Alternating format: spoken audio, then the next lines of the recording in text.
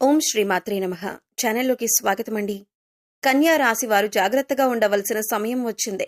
October 11వ తేదీన మీ జీవితంలో ప్రళయం రాబోతుంది. అయితే మీరు చేస్తున్న తప్పేంటి? ఎందుకు ఈ పరిస్థితి ఎదురవుతుంది? అలాగే ఈ విపత్తు నుంచి ఎలా బయటపడాలి? మీ తప్పును ఎలా సరిదిద్దుకోవాలి? అలాగే ఈ సమయంలో మీరు చేయవలసిన దేవతారాధన, అలాగే పాటించవలసిన పరిహారాలేంటి అనే అంశాలను ఈ వీడియోలో మనం వివరంగా తెలుసుకుందాం. కానీ అంతకంటే ముందుగా మీరు కనుక మన ఛానల్ని ఇప్పటి వరకు సబ్స్క్రైబ్ చేసుకోకపోతే సబ్స్క్రైబ్ చేసుకొని పక్కనే ఉన్న బెల్ ఐకాన్ నొక్కి ఆల్ సెలెక్ట్ చేసుకుంటే మేము ఇలాంటి వీడియోస్ అప్లోడ్ చేయగానే ముందుగా మీకు నోటిఫికేషన్ వస్తుంది. అలాగే వీడియో నచ్చినట్లయితే లైక్ చేయండి. మీ జీవితానికి అలాగే మీ భవిష్యత్తుకు సంబంధించి ఆసక్తికరమైన అంశాలను కూడా ఈ వీడియోలో తెలియజేస్తాం. అందుకోసం మీరు ఈ వీడియోని ఎక్కడా కూడా స్కిప్ చేయకుండా చివరి వరకు చూడండి. అప్పుడే మేము ఏం చెబుతున్నామో మీకు పూర్తిగా అర్థమవుతుంది. ఈ రాశి వారికి కోపం చాలా అధికంగా ఉంటుంది. అయితే వచ్చిన కోపం ఎక్కువసేపు నిలవకపోయినా కూడా ఈ కోపం వల్ల అనేక రకాల సమస్యలను కొని తెచ్చుకుంటారు. చిక్కుల్లో పడే అవకాశం కూడా ఎక్కువగా ఉంటుంది. అంతేకాకుండా మీ జీవితంలో ఒడిదుడుకుల సమస్యలు కూడా ఎక్కువగానే ఉంటాయి. ఎన్ని ఒడిదుడుకుల సమస్యలు ఉన్నప్పటికీ కూడా అధికంగా శ్రమపడి వీరి బాధ్యతలను సక్రమంగా నెరవేర్చి ఒక మంచి స్థాయికి చేరుకుంటారు. అనేక బాధ్యతలు మీరు నిర్వహించవలసిన పరిస్థితులు కూడా ఏర్పడతాయి. అయితే తమ బాధ్యతలు నెరవేర్చి ఒక మంచి స్థితికి చేరుకున్నా సరే మళ్లీ తిరిగి వీరికి సమస్యలు వీరిని వెతుక్కుంటూ వస్తాయి. ఇలా అనేక రకాల సమస్యలను వీరు ఎదుర్కొంటారు. ఇక ఒక రకంగా చూసుకున్నట్లయితే ఈ రాశి వారికి ఎటువంటి కష్టాలు ఉన్నాయి అని ప్రత్యేకించి చెప్పక్కర్లేదు. ఎందుకంటే మానవ జీవితంలో కష్టం వెనుక సుఖం, అలాగే సుఖం వెనుక కష్టం ఉంటుందని ప్రతి ఒక్కరూ అర్థం చేసుకోవాలి. అయితే మిగిలిన రాశుల వారందరికంటే కూడా ఈ రాశి వారికి కష్టాలు ఎక్కువనే చెప్పాలి. ఎందుకంటే వీరి జీవితాన్ని చూసుకున్నట్లయితే కొన్ని ముఖ్యమైన అంశాలలో అనేకసార్లు నిరాశకు గురైన సందర్భాలు కూడా ఉన్నాయి. అలాగే ఈ రాశివారు దయాగుణం, దానగుణం కూడా అధికంగా కలిగి ఉంటారు. ఈ కారణంగా ఎదుటివారు కష్టాల్లో ఉంటే చలించిపోయే మనస్తత్వాన్ని కలిగి ఉంటారు. ఇక వీరి దగ్గర సహాయం చేసే పరిస్థితి ఉన్నా లేకపోయినా ఎదుటివారు కష్టాల్లో ఉన్నామంటే మాత్రం ఖచ్చితంగా సహాయం చేస్తారు. అది ఆర్థికంగా కానీ మాట సాయం కానీ ఖచ్చితంగా ఎదుటివారు కష్టాల్లో ఉంటే ఆదుకోవటానికి ప్రయత్నిస్తారు. అయితే వీరు ఎదుటివారికి ఎంత సాయపడినప్పటికీ కూడా వీరికి అవసరమైనప్పుడు మాత్రం ఎదుటివారు సాయపడటానికి అంతగా ముందుకు రారు. ఈ అంశం వీరిని మానసికంగా బాధపెడుతుంది. అయినా కూడా వీరు సహాయం చేసే గుణాన్ని వదులుకోరు. ఎదుటివారి చేతిలో ఎంత మోసపోయినా మళ్లీ తిరిగి వారిని నమ్ముతూ ఉంటారు. ఒక రకంగా ఈ రాశివారు మానసిక దృఢత్వాన్ని కలిగి ఉంటారనే చెప్పాలి. ఈ విధంగా మీరు మీ ధైర్యాన్ని కోల్పోకుండా ఉంటే కష్టం వెనకాలే సుఖం వస్తుంది అన్న విషయాన్ని గ్రహించాలి. అలాగే మీ జీవిత భాగస్వామితో చిన్న చిన్న మనస్పర్ధలు వచ్చినప్పటికీ కూడా నెమ్మదిగా తగ్గిపోతాయి. అవి పెద్దగా ఇబ్బంది పెట్టే అంశాలేవీ కాదు. కానీ ఒకరినొకరు అర్థం చేసుకుంటూ ఒకరినొకరు గౌరవించుకుంటూ ముందుకు సాగినట్లయితే జీవితంలో మరింత ఆనందాన్ని పొందుతారు. ఇక ఆర్థికపరమైన అంశాలలో పెట్టుబడులు పెట్టేటప్పుడు అనుభవజ్ఞుల సలహాలను ఖచ్చితంగా తీసుకోండి. ఇక మీ కింద పనిచేసిన వారు అలాగే మీతో పనిచేసిన వారు పదోన్నతులు పొంది మంచి స్థాయికి ఎదిగినా, ఆర్థికంగా పురోగతి సాధించినా కూడా మేము సాధించలేకపోయాం అనే బాధ మీకు కలగకూడదు. మీరు ముఖ్యంగా గుర్తుపెట్టుకోవాల్సిందేంటంటే ప్రతి ఒక్కరి జీవితంలో కష్టాలు ఒకే రకంగా ఉండవు.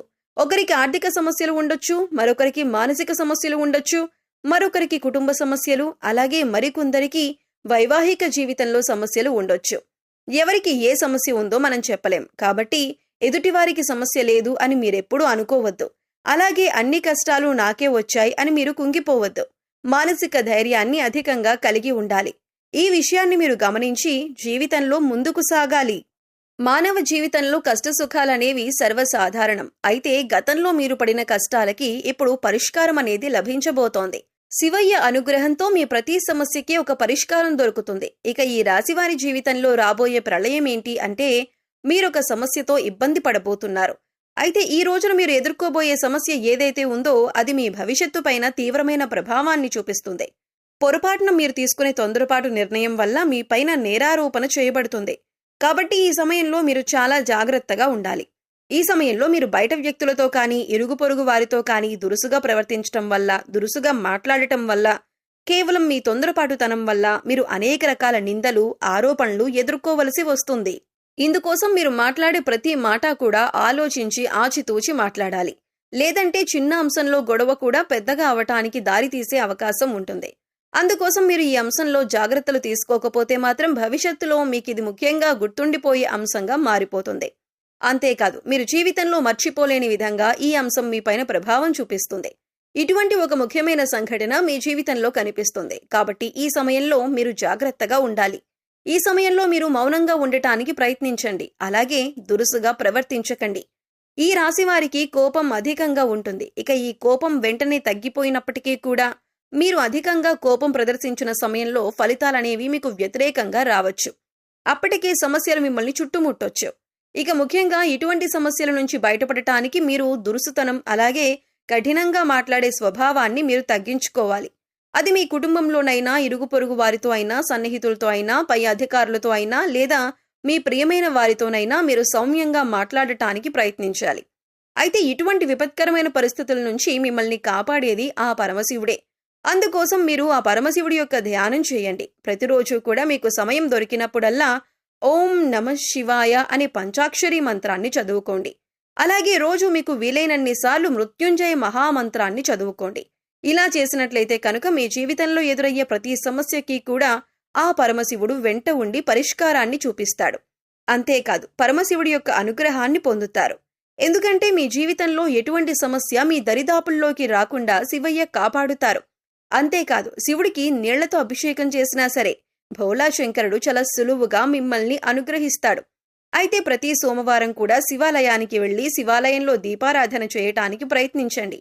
ఆవు నేతితో కాని నువ్వుల నూనెతో కాని దీపారాధన చేసి ఒక బిల్వపత్రాన్ని సమర్పించండి. ఒకవేళ మీకు గుడికి వెళ్ళటానికి కుదరకపోతే మీ ఇంట్లో ఉండే శివలింగానికి బిల్వపత్రాన్ని సమర్పించి నీటితో అభిషేకం చేయండి. ఈ విధంగా శివుణ్ణి పూజించినట్లయితే శివయ్య మిమ్మల్ని కష్టాల నుంచి బయటపడేస్తాడు. మీకు రాబోతున్న ప్రళయం నుంచి కూడా బయటపడేందుకు మార్గం తెలుస్తుంది. అలాగే మీకున్నంతలో దానధర్మాలు చేయటం మంచిది. దానధర్మాలు చేయటం వల్ల ఎంతో పుణ్య ఫలితం లభిస్తుంది. అపారమైన దైవశక్తిని పొందుతారు. ఇక మిగిలిన అంశాలలో మీరు మిశ్రమమైన ఫలితాలు పొందబోతున్నారు. అయితే మీకుండే కోపం, మాట తీరు అలాగే కఠినమైన స్వభావం కారణంగా ఈ సమస్య పెద్దదయ్యే అవకాశం ఉంది. కాబట్టి ఈ అంశంలో జాగ్రత్త వహించండి.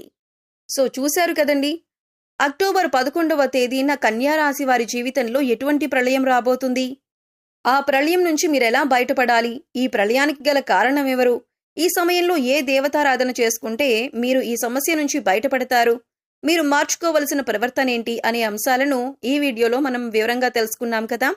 ఈ వీడియో మీకు నచ్చినట్లయితే లైక్ చేయండి. మీ ఫ్రెండ్స్ అండ్ ఫ్యామిలీ మెంబర్స్లో కన్యా రాశి వారు ఉంటే వారితో ఈ వీడియోని షేర్ చేసుకోండి.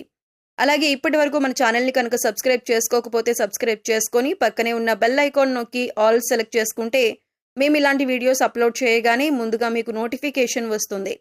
మరో చక్కటి వీడియోతో మళ్ళీ కలుద్దామండి. ఓం శ్రీమాత్రే నమః.